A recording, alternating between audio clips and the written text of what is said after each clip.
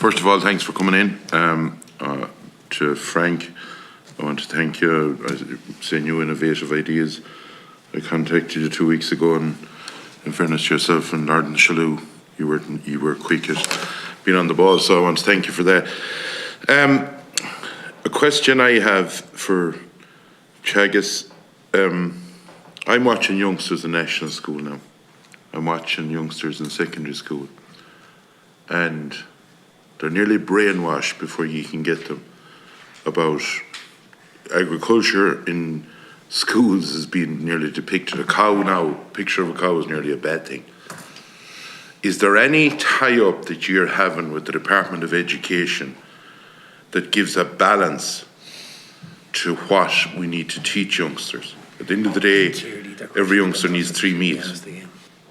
And is there any tie-up that you are doing with them in the line of research that you have done and showing how things are being done better, and that that farmers are actually required in the world? Because it follows on then that when a lot of those youngsters come, I'm a contractor, right? I remember one time if you had a big tractor, you'd have 20 youngsters running down the road trying to drive it. Now if you had a brand new tractor, you drive over the road to go into the house, they don't want to look at it. That's the reality. There's no point in saying it's not. And I'm watching the numbers going into farming, and we keep everyone here. We keep, to build rural Ireland and keep it sustainable, you have to encourage youngsters. And there's a huge, in fairness, over the last few years, the last 7 or 8 years, between, even if you're a small farmer, one time ago for us in the 80s, it was the boat or set up your own business. Now there's plenty of jobs as well as being farming, in fairness. And there's the opportunity that you can do ag science, you can become a planner, you can go on to the likes of UCD, veterinary, all the different, you can even do mechanics and all that through the courses that's been offered around the country. But the positive messaging out of farmers and out of farming or out of agriculture needs to start coming forward, because you look at RT, no more than what Michael Ring says, and the worse the story, George Lee likes it, the better the way it's said it every night, that the world is going to nearly end. And it's agriculture, and you'll see the same Frisian cow every time you look at the telly. And it's getting to farmers, there's no point in saying it's not. It's getting to them that they're nearly telling their youngsters, look, I don't know, is there a future in this? The uncertainty as well of decisions not being made.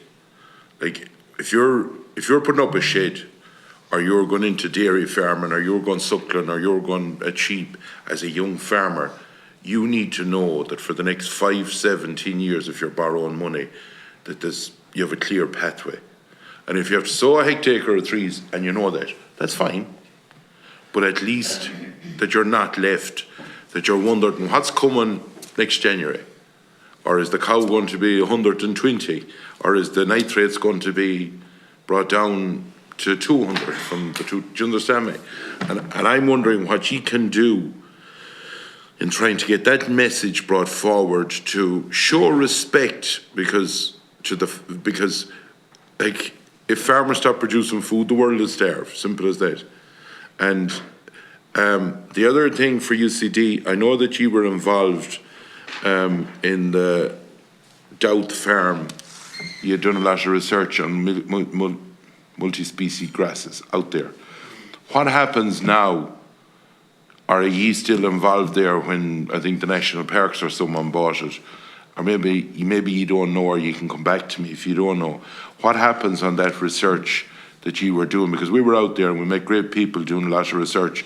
They were able to give us all the stats. This committee went out and there was huge research being done on, as Frank said earlier, on ways that would be possibly able to reduce fertiliser. But they were doing it over, you need to do it over so many years to see when certain species will die out, and what'll last longest, and the productivity out of the cattle or the sheep that was on it. Where do you stand in that at the moment? My understanding as well, and you talk about education, that if you do your few years, your 3 or 4 years in, say, whatever, if you're doing egg science or whatever, and you go on to do a master's, pretty difficult for ordinary people to do, is my understanding, with the amount of money you need, or do you need sponsorship or something to try and get it? Like, it's not that simple to be able to do. Could you comment on them first, please, and thanks. Professor O'Mara. Thanks, Deputy Fitzmaurice, and glad we were able to assist you there with that other matter that you mentioned. So, look, in terms of the education programme in schools, no, we don't have any formal tie-up with the Department of Education about the primary curriculum, or indeed, I suppose, the secondary curriculum. We do link with the Ag Science Teachers Association in terms of the curriculum around the Leaving Cert Ag Science course, as I'm sure do UCD. So we certainly have an input there, and we work a lot. Like, there's a lot of project work now in relation to that Leaving Cert Ag Science course, and we would have, I suppose, input into the materials or whatever that might be used for the project. But I suppose there you're teaching people in that course generally that would have an interest or a background in agriculture. And for the generality of students, in particular maybe at primary school, we've no formal tie-up, but as Anne-Marie mentioned, we do quite a bit with schools, whether it's through Agri-Aware or whether it's through our own ag colleges, or things like is going on this week, events around Science Week, where we do try to get out to schools or link with schools. And again, Anne-Marie, I'll hand over to you in a second to this, but you might mention that webinar we did, that lots of schools tuned into. So it's I suppose it's soft impact on the school curriculum, as in we're not formally and consulted about it, but we do try to. I think we have a lot to offer in terms of the science around agriculture, the science around your food and where it comes from and all that, and we're very happy to make that available and to input wherever we get a chance. You talked about the uncertainty around farming now, and I suppose the worry that lots of farmers have about decisions coming down the line and so on, and it is certainly a tough time in relation to, I suppose, the regulations, in particular those around the environment and how they're going to impact on farmers. And I suppose, look, part of our job is to make farmers as clear as to what they actually mean. And we've recently had the change in the nitrates to the 220, and obviously there's a lot of discussion publicly around that, and we provide a lot of reports and so on that help to clarify that debate. But at the end of the day, one of the key jobs we have is to work with individual farmers, like the 2,000 odd that are affected. What does it mean on my farm? How can I best chart a course through this new regulation? But I agree with you that there's a lot of there's a lot of uncertainty for farmers out there, and they're wondering now, of course, how will the 220 be impacted when the nitrates derogation is reviewed in 2 years' time, and we hear all about carbon farming and all of this. So look, there's a lot to be done in terms of trying to communicate clearly to farmers around that, and we do a lot in that space, and we have the signpost programme, as I mentioned earlier, which is. It's focused on climate change, but it does obviously deal with water quality as well. And I think we have pretty good reach to farmers on that, and I think certainly the awareness is building up around it. And often, once farmers are a bit more aware of things and aware of what they can do, the fear goes out of it for them to some extent. If they can see, oh, there is a solution, or there is a way for me to deal with the 220, it does help. So that's, I suppose, a job that our advisors, a huge job that our advisors who have the one-to-one contact with farmers do. Anne-Marie, do you want to come in on the? Yeah, I suppose just to briefly add, Deputy, that certainly we recently had an event that looked at 50 years of EU membership, and we were looking back over 50 years of agricultural education. And when you look back, all students then were going home to farm. What we're finding in the last couple of years, we're starting to see a small but a good increase in students who are coming to us who are not from a farm. And what's been a learning for me is I think we have to get a little bit better at saying to people, you don't have to be from a farm to study agriculture. that for many they think, God, I don't own land, and which is obviously a challenge in itself, trying to get on that ladder. But certainly we're trying to do more in that, and we would have just mentioned earlier we have a new initiative where we're reaching out to the career guidance teachers and live webinars where we're streaming live, showing the colleges, showing the courses, and just showing what a career in agriculture is, but also what agriculture does for the community at large. And it's a huge educational piece that maybe we've all taken for granted over years, but I'm living in Kilkenny, and I had a very recent conversation where somebody told me their son didn't realise where eggs come from, and that's rural Kilkenny. And she was very serious in telling me this, and again, head of education thinking, Lord, we have a role to play in all of those parts. And I wrote down when you said show respect. I think that's very important for all of us, that none of us take for granted, because it's a very challenging time, and certainly I think from an education perspective, we're not to assume that everybody coming into us is from a farm, and what they can offer to the sector at large. So in the line of education, and to stay on that, I watched the numbers that have been going back the years, and there was some years that there was low numbers. I think 17 or 1800 in doing the Green Cert. What does that equate to down the road if they went farming? Are we holding our own? Are we, because you mentioned the 50 years of EU membership, it's backwards. We're gone in farmers since we joined them. I think we're 300,000 farmers at one stage, and I think we've 130,000 now roughly. So the EU isn't all guns and roses, but anyhow,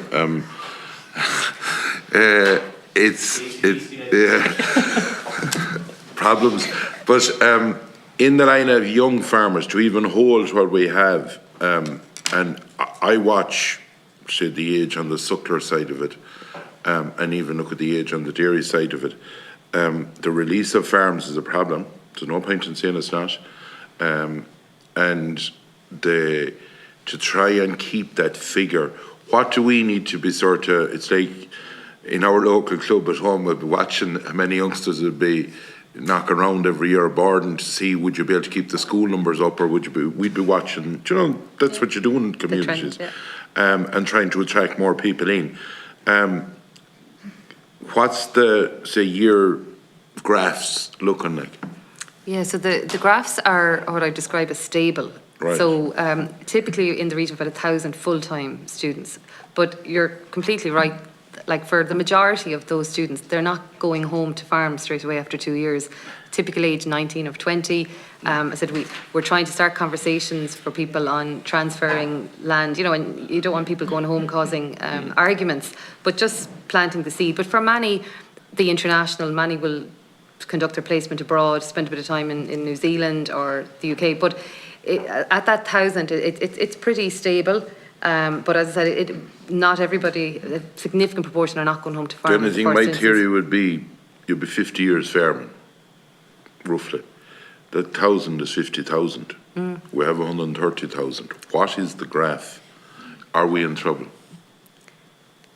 I might just come in. I might just come in to help with the numbers there. I suppose. So if you look, I suppose, across the board, and Marie has spoken of, there's about 1,000 coming through, or there will be in the system in full-time education at one time.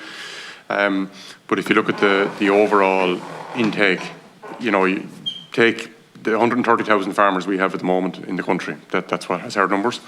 You look at those over even take a 40-year timescale, which is probably longer than it should be, but it's probably shorter than it really is.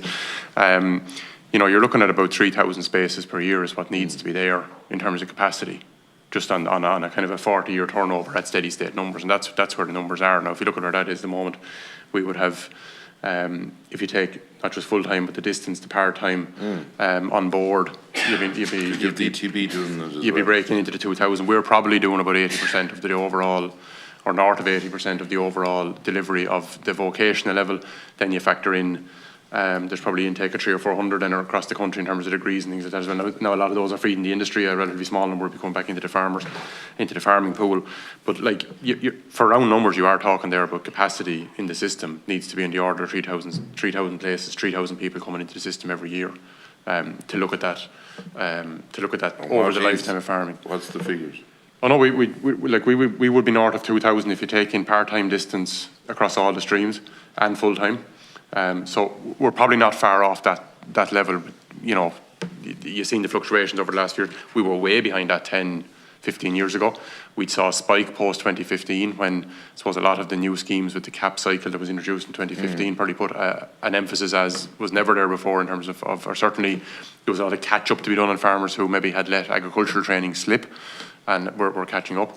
But I think at the moment we will be much more steady state around it. Probably. I think a message needs to be given out as well that, like, in fairness, and to be very easy for me in opposition to say different, there's a lot of good incentives for young farmers there at the moment to get into it. I think we need to be clear on that between the young farmers, the young farmers grant, and they'll get the entitlements. I think, like, in fairness, if you had 60, 70 acres at all, you're not, like this, we need to give the message, in my opinion, that when I started off, there was damn all, we weren't even able to, we'd done the courses, but we weren't able to, you had to have one labour unit, and we weren't able to do it at the time.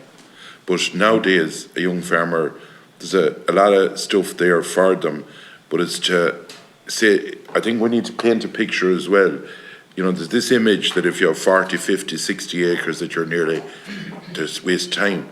But if you have the 50 or 60 acres and draw the young farmer and get the entitlements and get the ANC and go into an environmental scheme along with the bit of farming, and you don't have to be kidding yourself at it, and your local job, you can be very sustainable in a local area. And I think that message needs to go out to youngsters, that you don't need this big money, because if you do, it's in Dublin you want it, because the house down the country, you'll build it a bit cheaper as well. Do you know what I mean?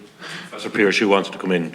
It was just on the education piece. I think, we'd agree that, the connection between young school children and farming, and that grows, the gap grows bigger all the time. And Professor O'Mara mentioned it. I mean, we all have a role to play in this. We would have a very strong connection with the Ag Science Teachers Association, and actually their annual conference is in Lyons Farm on the 18th of November. And they have massive reach, obviously, to students who are, they all have classes of ag science kids, and many of those are not at all from farming backgrounds. So that's an important link. So we can do a certain amount ourselves, but we can extend our reach by working with the likes of the ag science teachers. I'm on the board of AgriWare, but I think Dr. Butler is too. But AgriWare have a really important role in this area too, and we work very closely with them. We share the marquee at ploughing. We have them on the farm for the farm walk and talk, and you have 2 days of students, maybe 700 school kids coming onto the farm and seeing all sorts of things, lambing with Tommy or milking or whatever. So I suppose we're really aware of it, and as individual organisations there's only so much you can do, but by working together, working with IAST or working with the career guidance teachers, you just try and extend that reach.